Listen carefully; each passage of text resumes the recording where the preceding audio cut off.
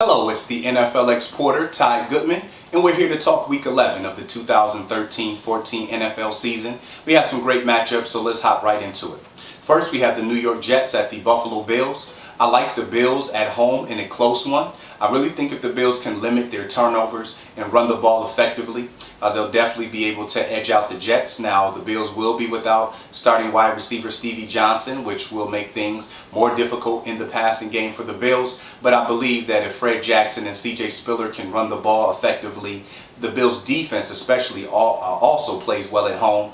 Their front line, Marcel Darius, Kyle Williams, Mario Williams. I feel like these are guys who can put pressure on rookie quarterback Geno Smith, and the Bills can find a way to win one at home. I also feel the Bills are just due for a win, have been catching some bad breaks, especially turning the ball over in some pretty close games. As for the Jets, it's been good Geno, bad Geno. One game he plays well, one game not so well. You'd expect that from a rookie quarterback. I think the key for the Jets to win this game will be an effective running game with Bilal Powell and running back Chris Ivory.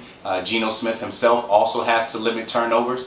We know that the Jets defense is very stout and plays very well, so it'll be interesting to see if the Bills are actually able to get Spiller and Jackson going at home. Both Spiller and Jackson are a little nicked up with injuries. Knee injury for Jackson, ankle continues to be a problem for Spiller. But again, I think the Bills can find a way to win a close one at home. Next, we have the Baltimore Ravens at the Chicago Bears. I really like the Bears in this game. The Bears are shorthanded. They continue to lose players on defense. They'll be without Lance Briggs again. They'll also be without Pro Bowl cornerback Charles Tillman, who they lost to the season last week. But I feel like they're explosive enough on offense, despite the fact that starting quarterback Jay Cutler won't be playing.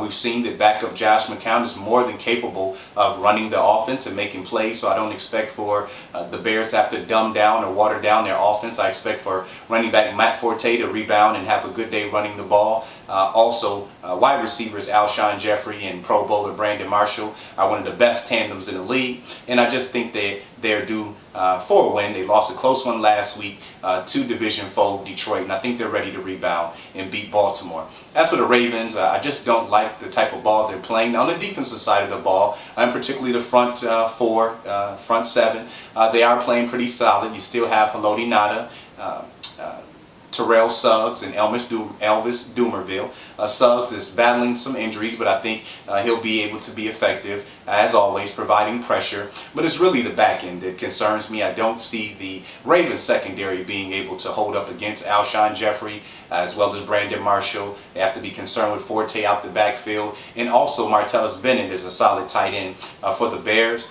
In particular, it's the Ravens offense that I don't care for. Torrey Smith is a very viable wide receiver, has done an excellent job this year, so I believe that he could cause some matchup problems for the underhanded Bears secondary, especially with his speed downfield. But Joe Flacco and that offense in particular has been extremely inconsistent, especially running the ball. Running back Ray Rice has not even reached 300 rushing yards through 9 games this year. I really feel they're in the wrong formation trying to run the pistol, and until I see further, I expect for the Ravens running game to continue to struggle or not have the type of impact that it would need to make. So this may be another close one, but I like the Bears at home. Next, one of the biggest games of the day, we have the Cleveland Browns at the Cincinnati Bengals.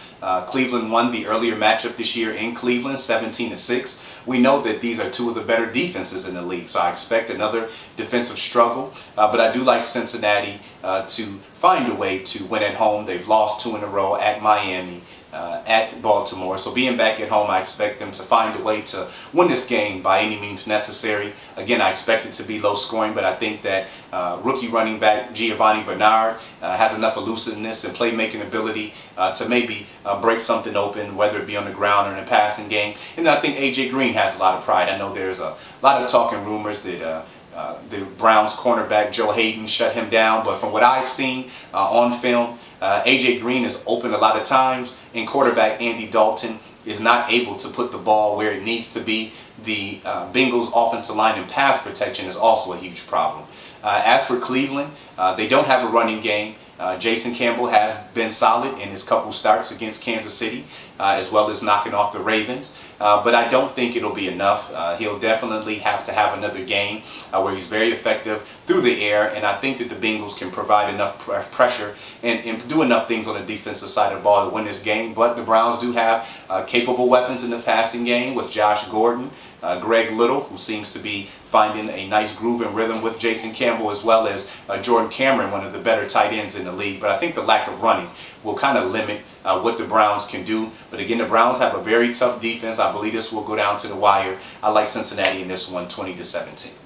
Next, we have the Washington Redskins at the Philadelphia Eagles. A big-time division game with the Redskins being at 3-6. They are only one game out of first place right now, as the Eagles, who share a part of the first place in that NFC East division, are only 5-5. I do expect for the Eagles to find a way to win this game. Quarterback Nick Foles has been on fire, 16 touchdowns, 0 interceptions. Him and Riley Cooper are one of the best tandems going in the league right now. And then you still have to worry about the speed of Deshaun Jackson and also Shady McCoy, who's leading the NFL in rushing, fresh off 155 yards against Green Bay. I expect for him to continue to excel. He had a huge game week 1 against Washington.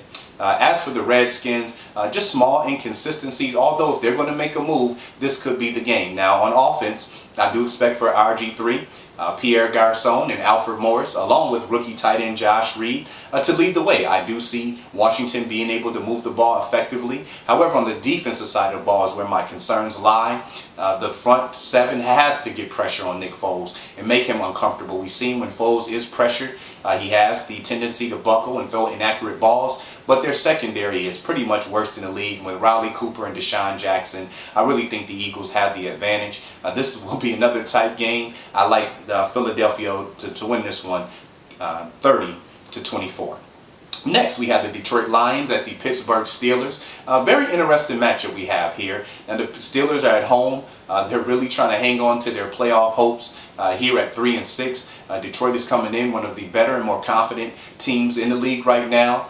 Matt Stafford has that offense playing extremely well. Stafford has not been turning the football over. Of course, he has the best wide receiver in the NFL, Calvin Johnson, at his disposal. Johnson has been dealing with some knee issues, but he's been pretty much dealing and managing that throughout the year. Hasn't slowed him down enough to where defenses have been able to stop him, and I don't see Pittsburgh having a defender to stop him. And if they do have to turn two men attention towards Johnson, that just leaves things open for some other guys, for Matthew Stafford, who's been very accurate this year. And then the X factor has been Reggie Bush, doing an excellent job running the ball, also pass catching out of the backfield, whether it be in a screen game or getting matched up against linebackers. And we know that Pittsburgh's defense is not what it used to be. It's slow. Also, on the defensive side of the ball, I really like what Detroit has been able to do, getting pressure. Nick Fairley and Ndamukong Suh, one of the best defensive tackle tandems in the league, stopping the run,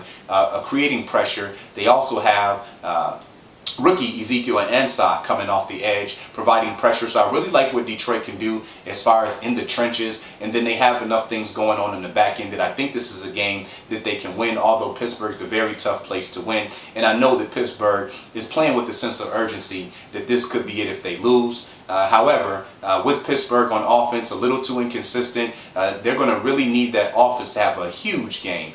Ben Roethlisberger is going to have to do it in the air, with Heath Miller, with Antonio Brown, with Emmanuel Sanders, and Jericho Cotchery, a veteran who's been lost in the shuffle, has really emerged, doing a great job being that number 3 receiver. He could prove to be pivotal, and I feel like they have to get something going on the ground with rookie Le'Veon Bell. It would also be to Pittsburgh's benefit if they could get some turnovers and create pressure on Matt Stafford. We know they have the ability to do that with, Lamar Woodley coming off the edge.